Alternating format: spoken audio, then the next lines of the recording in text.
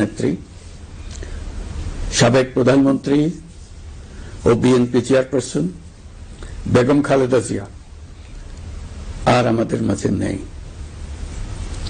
ইন্না লিল্লাহি ওয়া ইন্না ইলাইহি রাজিউন।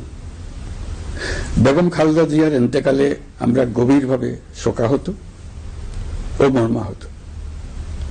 তার মৃত্যুতে জাতি এক মহান অভিভাবককে হারিয়েছে। এই গভীর শোকের মুহূর্তে আমি তার পরিবারের সদস্যবৃন্দ, রাজনৈতিক সহকর্মী এবং অগণিত কর্মী সমর্থকদের প্রতি সমগ্র জাতির পক্ষ থেকে আন্তরিক সমবেদনা জানাচ্ছি।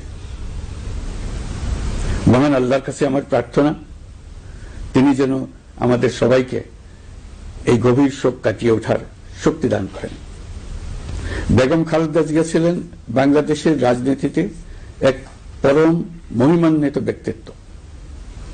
গণতন্ত্র, বহুদলীয় রাজনৈতিক সংস্কৃতি এবং জনগণের অধিকার প্রতিষ্ঠার সংগ্রামে তার অসামান্য ভূমিকা ইতিহাসে অম্লান হয়ে থাকবে। স্বৈরাচার ও ফেসিবাদের বিরুদ্ধে তার আপসহীন নেতৃত্ব বারবার জাতিকে গণতন্ত্রহীন পরিস্থিতি থেকে উত্তরণের পথ দেখিয়েছে এবং মুক্তির প্রেরণা জুগিয়েছে। দেশ ও জাতির প্রতি তার সমুজ্জ্বল অবদান জাতি চিরকাল শ্রদ্ধার সাথে স্মরণ করবে।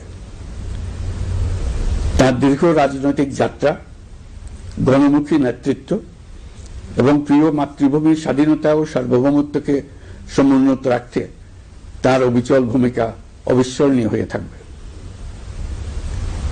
এমন একজন মহান দূরদর্শী ও নিখাদ দেশপ্রেমিক নেত্রীর শূন্যতা পূরণ হবার নয়।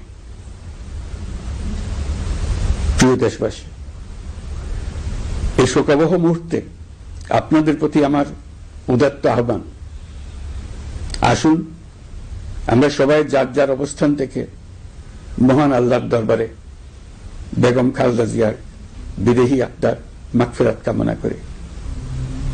একই সঙ্গে জাতির এই কঠিন সময়ে আমরা যেন ঐক্যবদ্ধ থাকি। শোকের এই সময়ে কেউ যেন অস্থিতিশীলতা বা নাশকতার অপচেষ্টা চালাতে না পারে, সে বিষয়ে আমি সবাইকে সজাগ থাকার আহ্বান জানাচ্ছি। এই সময়ে আমাদের সবার দায়িত্বশীল ভূমিকা পালন করা অত্যন্ত জরুরি। প্রিয় দেশবাসী, সাবেক প্রধানমন্ত্রী বেগম খালেদা জিয়ার মৃত্যুতে আমি 3 দিনের রাষ্ট্রীয় শোক এবং আগামীকাল তার নামাজে জানাজার দিনে একদিনের সাধারণ ছুটি ঘোষণা করছি। নামাজে জানাজা সহ সব ধরনের শোক পালনে শৃঙ্খলা বজায় রাখার জন্য আমি সবার প্রতি বিনীত আহ্বান জানাচ্ছি।